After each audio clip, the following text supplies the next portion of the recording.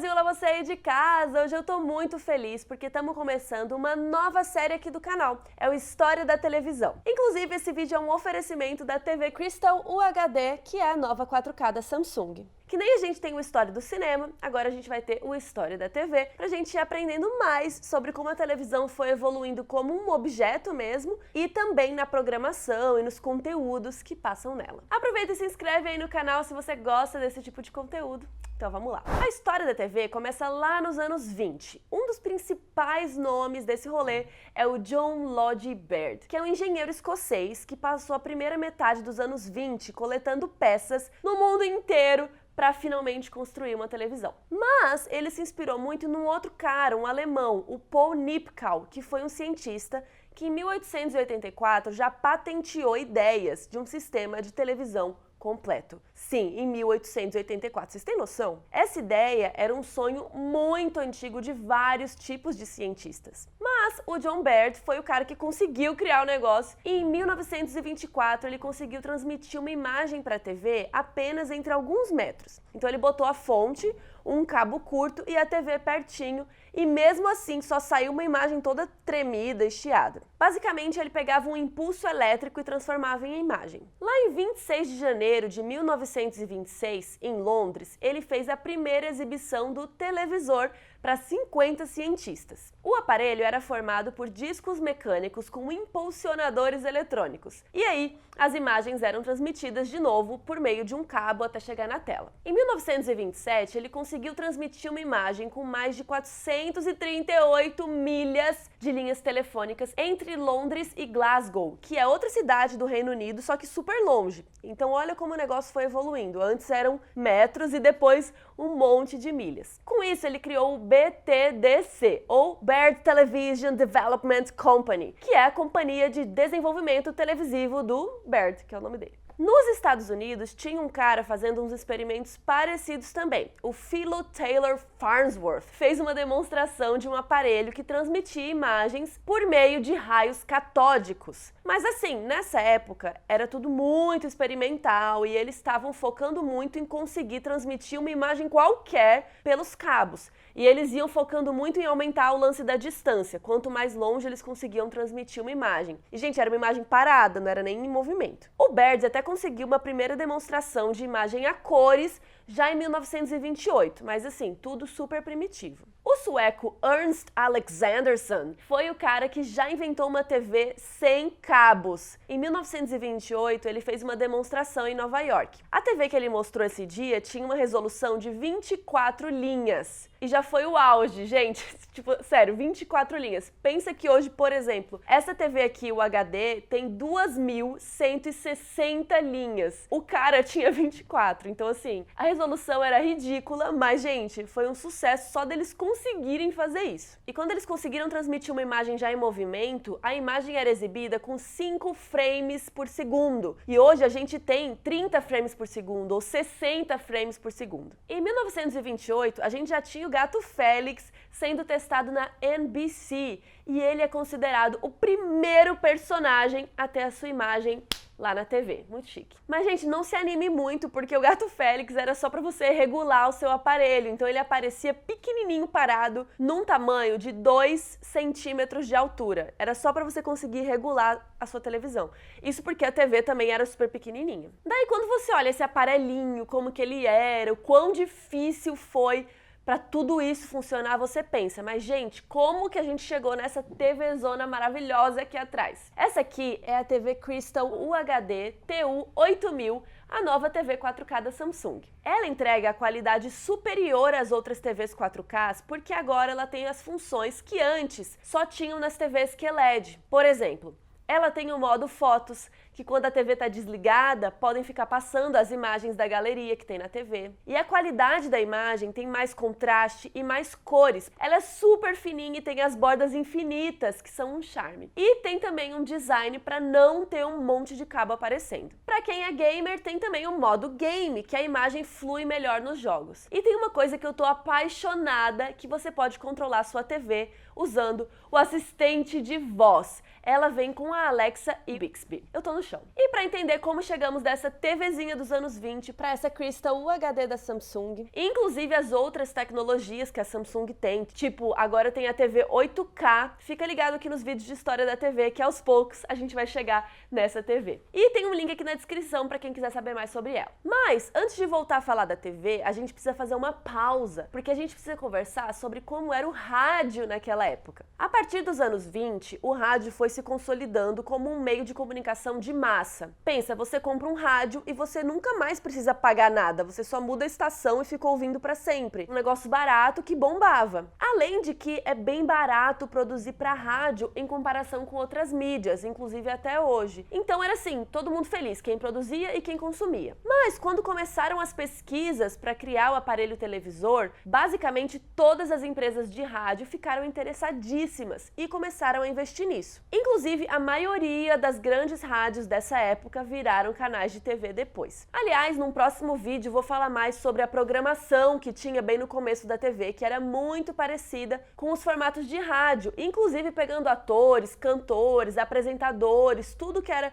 a galera toda do rádio, eles levavam para a televisão. Então, em 1928, a Federal Radio Commission deu a primeira licença de televisão para o Charles Jenkins, que era a W3XK, que em 1930 já transmitiu o primeiro comercial na TV. E em 1930 ainda, a BBC começa a fazer transmissões regulares na televisão. Em 1931, a WCBS-TV lançou o que algumas pessoas consideram como a primeira série de TV, e se chamava The Television Ghost, que é tipo o fantasma da TV. E era um programa no qual cada episódio um fantasma conta a história de como foi assassinado. Os episódios tinham 15 minutos e a emissora ainda tinha um caráter super experimental, que só era exibido em algumas áreas dos Estados Unidos. Mas, como muitas invenções, tem muita polêmica de quem inventou primeiro, porque em vários lugares tinha um monte de gente fazendo coisas parecidas. O Vladimir Zworykin era um cara russo que nos Estados Unidos estava desenvolvendo protótipos de televisores também. Mas um outro cara super importante acreditou nos trabalhos dele e ele era o David Sarnoff, que era presidente da RCA,